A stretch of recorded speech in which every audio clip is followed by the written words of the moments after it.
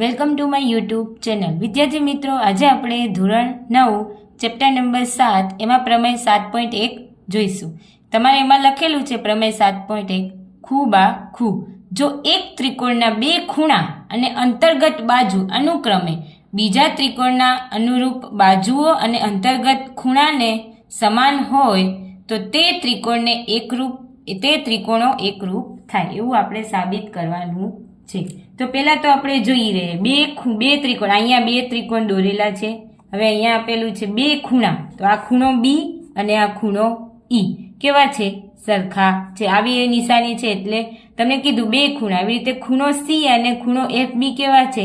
સરખા. હવે શું કીધું છે? બે ખૂણા અને અંતર્ગત બાજુ. બે ખૂણા ને અંતર્ગત બાજુ એટલે આ બાજુ, આમાં કોઈ બી બાજુ લઈ શકાય નહીં. અંતર્ગત એટલે બે ખૂણાની વચ્ચે જે બાજુ આવતી હોય અથવા તો બે ખૂણાથી જે બાજુ બનતી એ વાળી, એટલે આ ખૂણા એટલે BC બરાબર EF. એટલે અંતર્ગત બાજુ એટલે બે ખૂણાની વચ્ચે જે બાજુ આવતી અથવા તો એનાથી જે બાજુ બનતી હોય એ. એટલે શું કીધું? બે ખૂણા અને અંતર્ગત બાજુ અનુક્રમે બીજા ત્રિકોણને અનુરૂપ બાજુઓ અને અંતર્ગત ખૂણા સમાન હોય તો બે ત્રિકોણો એકરૂપ થાય. એકરૂપ ત્રિકોણની નિશાની આપણે આજે ત્રિકોણ ABC પછી આવી રીતે બરાબર કરી અને આ એકેની નિશાની છે એકરૂપ ત્રિકોણોની નિશાની છે.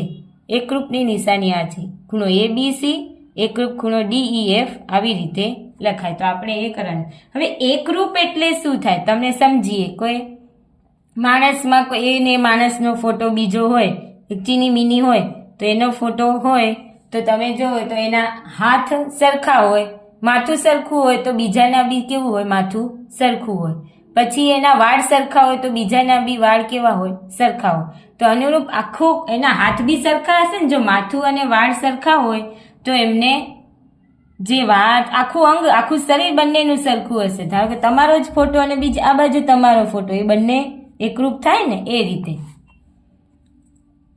ચલો તો હવે જોઈએ સાબિત કરવાનું છે. તો પહેલું તો પક્ષ લખીએ. પક્ષ એટલે શું થાય? જે આપેલું હોય.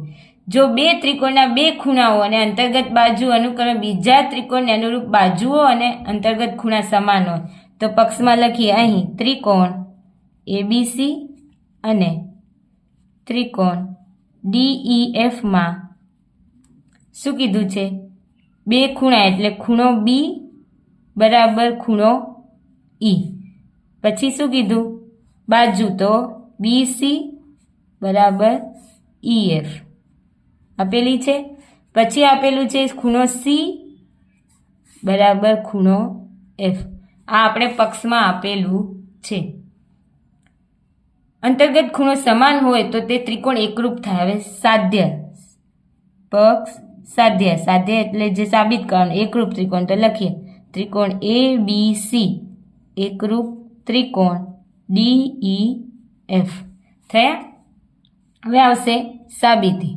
સાવ નાની એવી સાબિતી છે. જો સમજશો તો અહીં લખવાનું કયા ત્રિકોણ આપેલા છે? ત્રિકોણ ABC અને ત્રિકોણ DEF માટે આપણે આપેલું જ છે. અહીંયા પક્ષમાં આપેલું જ છે એટલે આપણે લખીએ ખૂણો B બરાબર ખૂણો E. કયું છે? ખૂણો થયો ને આ એકરૂપ. પછી છે BC બાજુ છે. BC બરાબર EF. આ બે બાજુ સરખી છે એટલે બાજુ. અને બીજો ખૂણો છે ખૂણો C બરાબર ખૂણો F. આ બધું પક્ષમાં જ આપેલું છે એટલે આ શું થયો? ખૂણો થયો. એટલે જો ખૂ બા ખૂ થયું ને. એટલે આપણે જે સાબિત કરવાનું તે થઈ ગયું. તેથી ત્રિકોણ ABC અને ત્રિકોણ DEF માટે કઈ શરત? ખૂ બા ખૂ મુજબ એ બંને ત્રિકોણ કેવા થશે? એકરૂપ ત્રિકોણ થશે. ખૂણો DEF જે સાબિત થાય છે.